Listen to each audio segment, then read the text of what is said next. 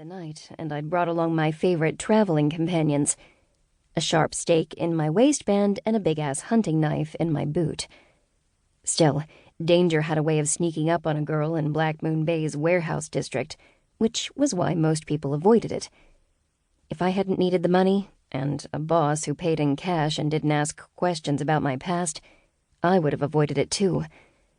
Alas, snuggling deeper into my leather jacket, I banked left at the next alley and rolled to a stop in front of the unmarked service entrance to Black Ruby. My hand truck wobbled under the weight of its cargo, 5 refrigerated cases of O positive and 3 AB negative fresh from a medical supplier in Vancouver.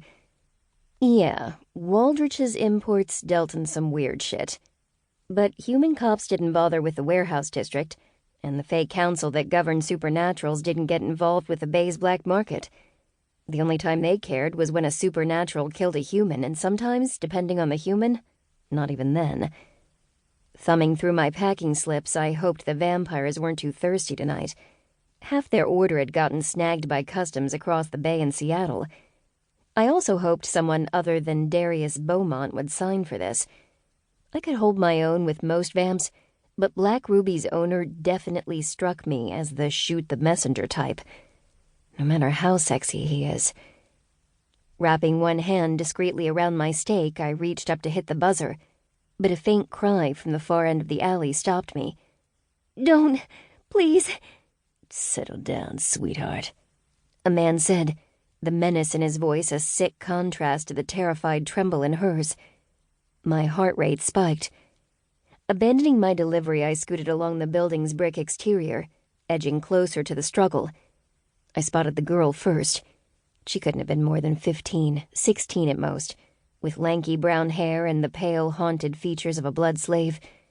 But it wasn't a vampire that had lured her out for a snack. The greasy dude who'd cornered her was 100% human, just another pervert in dirty jeans and a sweat-stained Henley, who clearly thought runaway kids were an easy mark. "It'll all be over soon," he told her. "Yeah, sooner than you think." Anger coiled in my belly, fizzing the edges of my vision.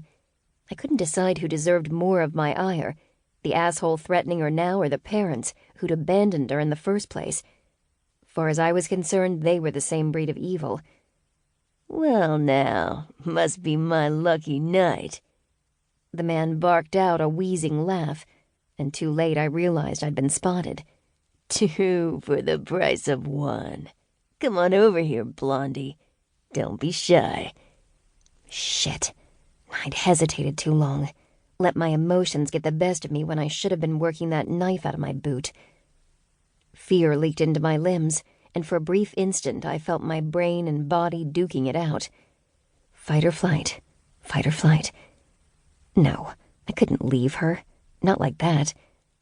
"Let her go," I said, brandishing my stake. He yanked the kid against his chest, one meaty hand fisting her blue unicorn hoodie, the other curling around her throat. Fresh urine soaked her jeans. "Drop your little stick and come over here," the man said, "or I'll break her neck." My mind raced for an alternative, but there was no time. I couldn't risk going for the knife. Couldn't sneak up on him, and around here screaming for help could attract a worse kind of attention. Plan B it is. "All right, big guy. You win." I dropped the stake and smiled, sidling toward him with all the confidence I could muster, which wasn't much, considering how hard I was shaking. "What are you doing with a scrawny little kid anyway?" He looked at the kid, then back at me, his lecherous gaze burning my skin. The stench of cigarettes and cheap booze lingered on his breath like old fish and sour milk. "I've got everything you need, right here," I purred, choking back bile as I unzipped my jacket.